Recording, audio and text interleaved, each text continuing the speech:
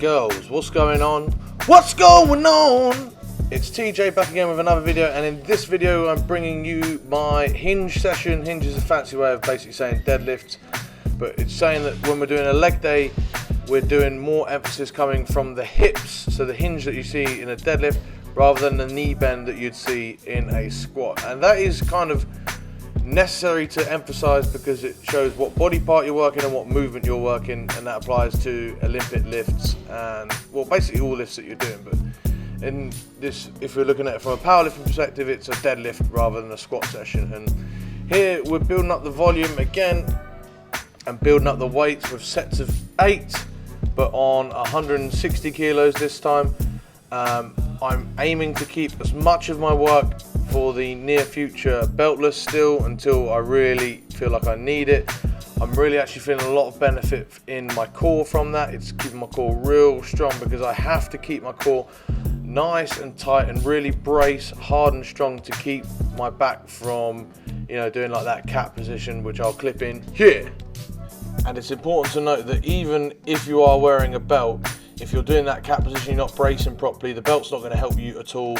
You will risk doing some sort of injury to your lower back and just not emphasizing the legs properly. So the stronger that you can brace, even if your headphones fall out, the stronger that you can brace, the better your deadlift is going to be. As a result, you'll be able to control the bar a lot better and keep it closer to your legs. And if you want to read a little bit more on this, I put a video with 6 points about deadlifting that should be important on my Instagram, and I've copied it onto my Facebook. So if you go ahead and follow those links below if you haven't already, give them a quick look. But yeah, these higher rep deadlifts are definitely something different, something I'm not really used to, and I'm certainly, whilst I'm finding a challenge, I'm enjoying that challenge. And as you can see a lot from these, my position is good in my whole body, but it's the lowering and controlling of the bar down that throws me off, and I end up not being straight on the bar or having to move my feet a little bit. But overall it's pretty decent. I then finished up, oh no, got another set of deadlifts. So yeah, 4 sets of 8. And I've got to make sure, it's important to note actually on these, when you're doing high rep deadlifts, they are still deadlifts. You can't be bouncing them off the ground. You're not going to get the same emphasis and carry over that you would do from making sure that the bar comes to a dead stop every single time on the way down. You want to find a good hybrid between making sure that you don't bounce the bar up, but also making sure that you're not taking like a 20-second rest in between reps, because at the end of the day, that's rest pause work. That isn't actually doing a single set. I see people saying, oh yeah, I did a set of 5 on this, and you know, I'm like, no dude, you did like 1 set of 3, then 2 singles after, like on a rest pause style after taking a long break. Here's me doing some heavy RDLs, a lot heavier than what I'm used to, and as you can see, I'm finding it a real struggle, and this is really taxing on the lower back and the core.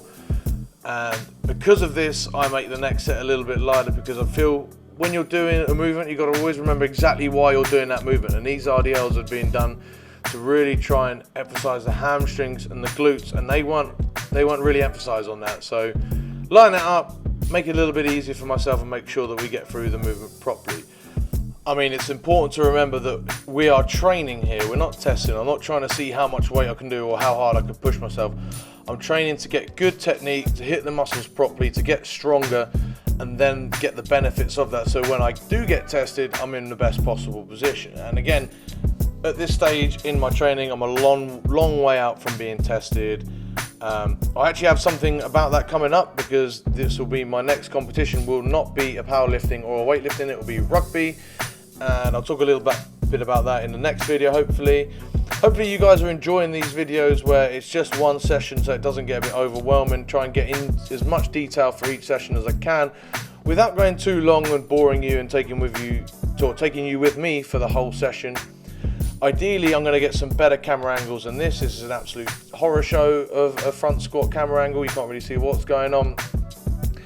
But it's important to try and see that I'm doing these front squats after my deadlifts, because the emphasis on this session is the hinge session. But it's also important to do the front squats for me because of my Olympic lifting. Now, I find these like terrible at the end of the session. They are really difficult because my hips are really knackered already, and then this puts an emphasis on the back, particularly the upper back, that is put on or is not put on by any other movement the same way, because I'm really trying to keep my upper arms parallel with the ground, not parallel with the bottom of the video because this camera is a bit off center, but trying to keep my upper arms holding that bar up is absolutely excruciating. At the end of these hinge sessions, to do front squats is really pushing me to my limits, and that probably is testing me. If you like this video, guys, please like it, subscribe if you haven't, and I'll see you tomorrow for the next video.